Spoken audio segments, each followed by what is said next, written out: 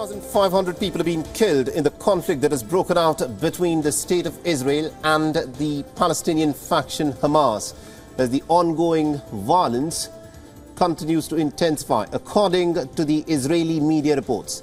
At this moment, at least about 1,300 Israelis have been killed and more than 2,700 others have been injured. More than 1,200 Palestinians have been killed, while 5,400 Palestinians are said to have sustained serious injuries because of this relentless campaign of bombing carried out by the State of Israel.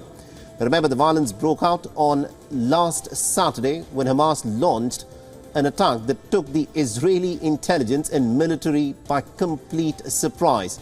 And in response to this, the Israeli military has carried out a campaign of airstrikes where it has dropped bombs that measure at least about 2,000 pounds in what is arguably one of the most densely populated regions anywhere in the world.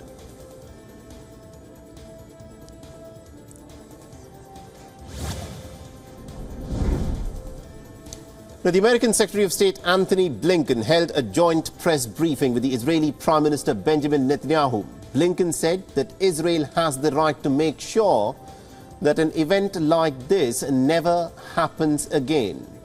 Now, Blinken also said that the United States is working together with the people of the region, that is, with the Israeli government, and the United States is aiming to make a more prosperous and a more secure West Asia. Now, Blinken has also confirmed that at least about 25 Americans have been killed in Israel in the violence that has broken out since last Saturday.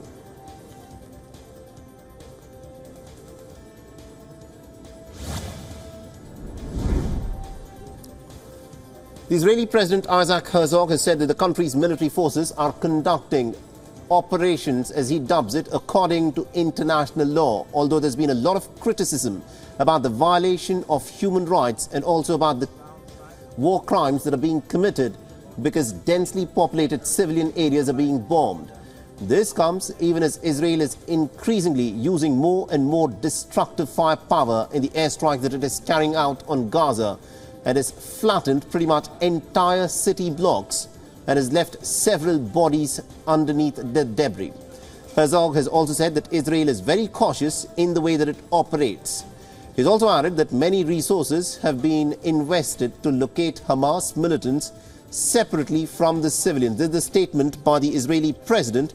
But the fact is, at this moment, Israel has imposed a complete blockade on the 2.3 million population of Gaza, depriving them of food, water and electricity.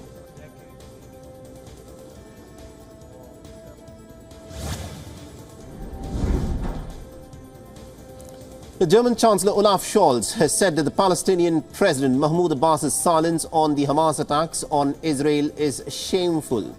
During a special address to Germany's parliament, he said that Germany will suspend all developmental aid to the Palestinian territories. Scholz also told the legislators that he would work with regional powers in a bid to stop the violence from spreading further.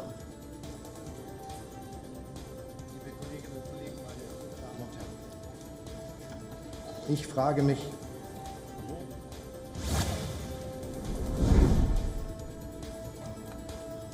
at the NATO meetings in Brussels, the German Defense Minister Boris Pistorius has said that Berlin will provide 2 Heron drones to the State of Israel. He's also said that Germany stands by the Israeli side very stoutly. Pistorius further added that the situation in the region is extremely explosive and has warned that there is the likelihood of an escalation after Israel begins its ground offensive.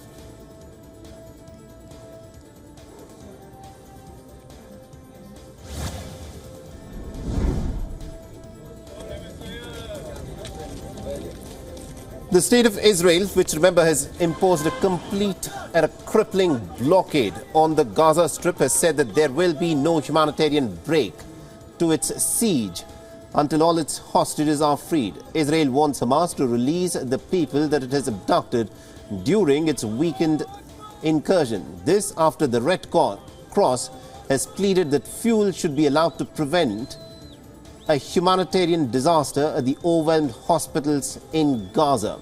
It's also said that Gaza could turn into a giant morgue. And Israel's energy minister, Israel Katz, has ordered the Israeli national water company, Merakot, to immediately cut off water supplies to the Gaza Strip. And the Israeli Defense Minister, Yoav Gallant, has ordered for a complete siege in the Gaza Strip, triggering a severe humanitarian crisis. And it's been 72 hours ever since this siege has been put in place, and the people of Gaza haven't had access to food, medicines, water and electricity.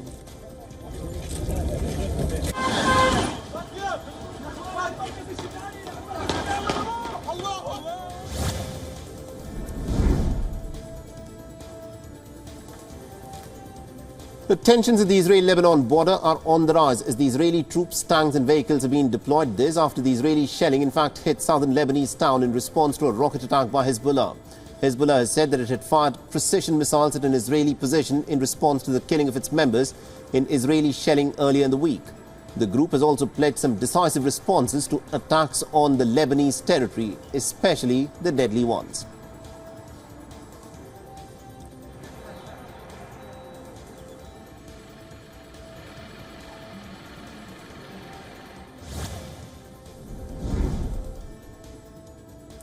Jordan has sent its first aid delivery destined for Gaza since the beginning of the latest conflict. A Jordanian military source said that a military plane will fly the aid to the Rafah border crossing with Egypt, and it would then be transferred to authorities in Gaza if permissions were secured. He also added that the plane carries medical support required in current conditions.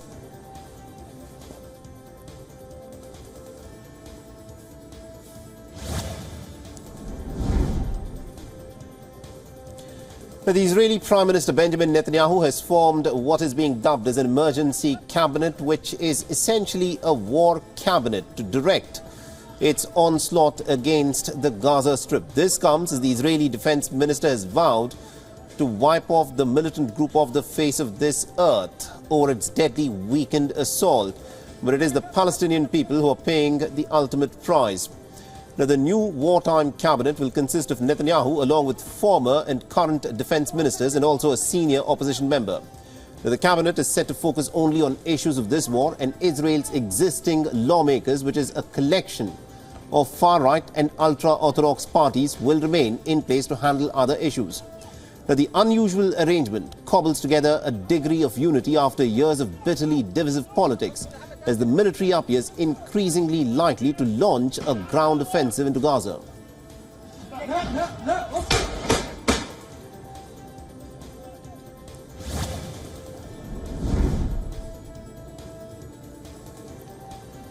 As Israel's war with Hamas is escalating, reactions have come from the international community. Concerns are rising over the situation in the region. And the United Nations Secretary General Antony Guterres has said that further escalation should be avoided.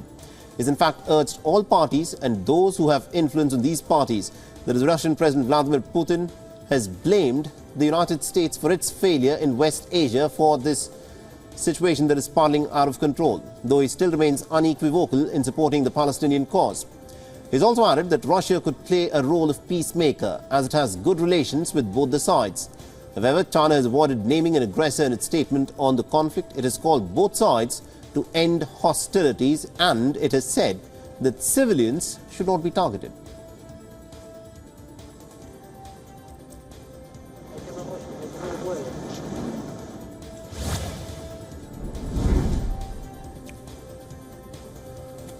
Now, the Israeli Defense Force on Thursday released footage of targets said to be owned by Hamas being hit by missiles. Israeli jets have pounded the Gazan targets for days in retribution for a weekend attack by the Hamas militants who breached the border fence enclosing the enclave and rampaged through towns and villages.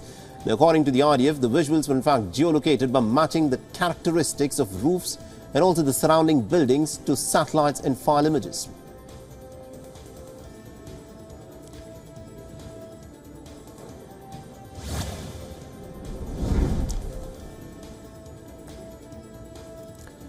The debris and rubble was scattered across the ground in Be'eri kibbutz, where Israel's military said that it has killed dozens of Hamas fighters, and according to media reports, the militants killed at least about 100 people in Be'eri.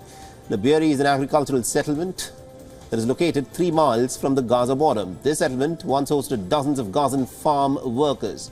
Beirut was one of the first towns that was hit in this deadly onslaught. Hamas has currently taken scores of Israelis as prisoners and has taken them back into Gaza and has threatened to execute hostages if Israel continues with its relentless campaign of bombing civilian buildings without adequate prior notice.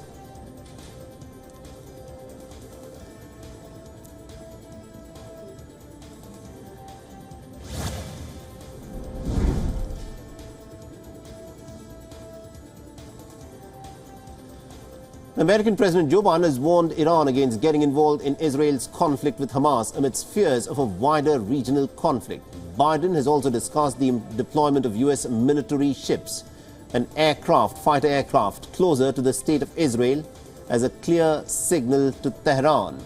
Now, the international community fears that Iran could be emboldened to get involved in the Israel-Palestine conflict following Hamas's incursion into the state of Palestine.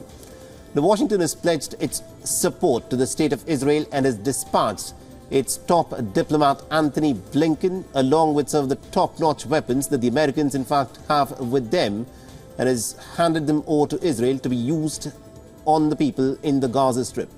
According to reports, Biden has told Netanyahu that Israel should operate by the rules of war, laying aside anger and its frustration.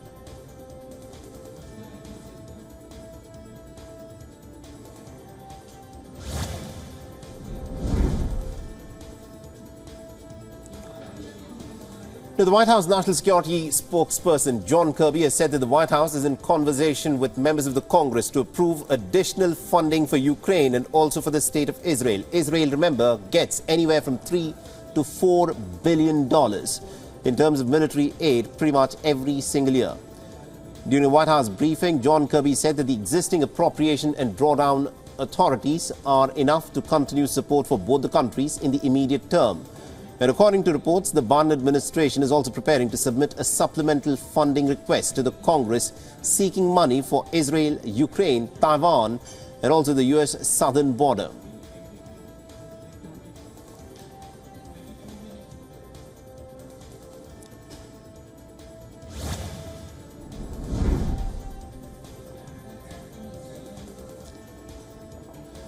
NATO's defense ministers kicked off a second day of discussions in Brussels with the Russian invasion of Ukraine and also the latest bout of conflict in Israel on the forefront of the talks.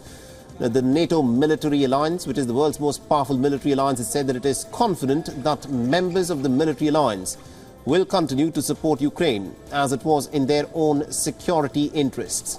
The British Defense Secretary said upon arrival that Putin is completely wrong in thinking that they are going to be distracted by what is happening in the state of Israel.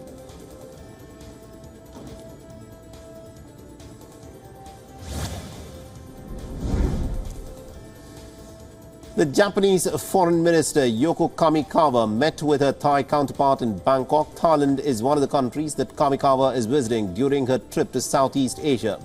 The region has been important for Japan for decades, hosting some of its biggest names in the industry from infrastructure, engineering and industrial zones to manufacturing of vehicles and electronics.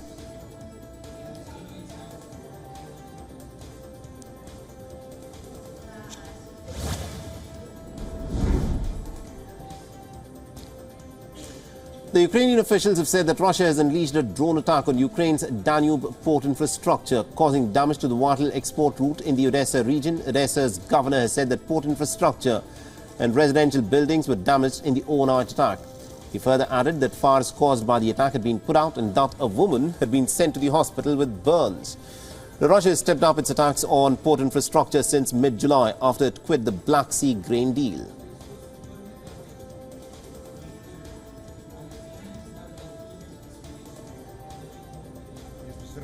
Стены здесь саманные, толстые, жалко этот дом сегодня.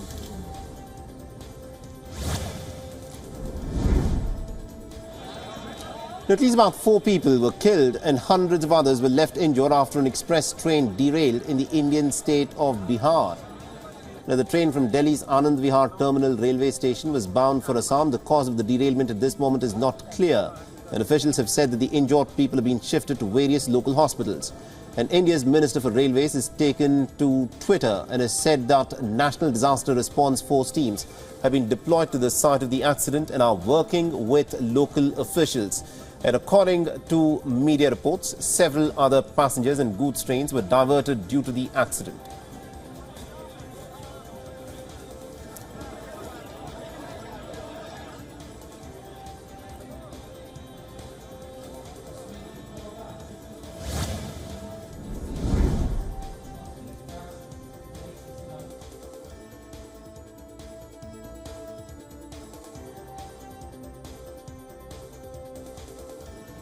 Now, the Amazonian region has been hit by severe drought. Cargo has been stranded in the vast sandbanks of the diminished rivers. A barge has been struck on the banks of the Rio Negre River since last 3 weeks. The incident highlights the plight of the river transportation in the region, and the Amazonian region is under pressure from El Nino weather phenomenon. The volume of rainfall is below historical average, and river levels having fallen to record lows in the last few weeks.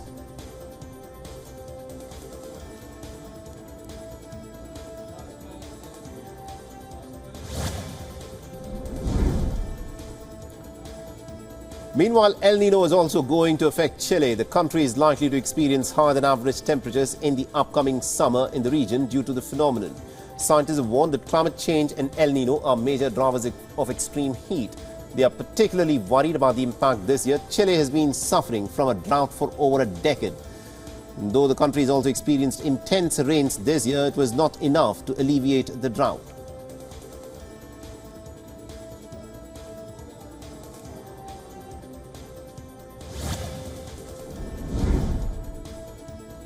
Now, the dollar was rooted near a two-week low following minutes from the last US Federal Reserve meeting that showed policymakers taking a pretty cautious stance as investors waited key inflation data. The dollar index, which measures the US currency against six rivals, was at about 105.67, and the index is down by about 0.4% for the week, and the Japanese yen has strengthened the most against the greenback.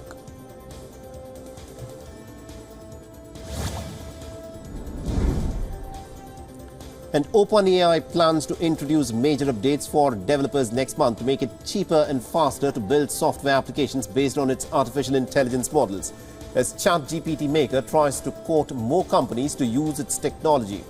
Now, the updates include the addition of memory storage to its developer tools for using AI models, and this could theoretically slash costs for application makers by as much as about 20 times, addressing a major concern for the partners whose cost of using OpenAI's powerful models could of course pile up pretty quickly as they try to build sustainable businesses by developing and also selling AI software.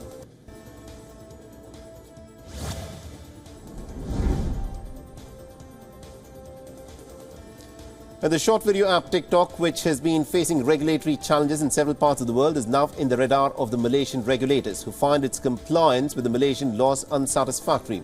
At least that is what the country's communications ministry has said to Reuters. Now, the Malaysian authorities said that TikTok must be more proactive in curbing the spread of fake news and defamatory content on its platform.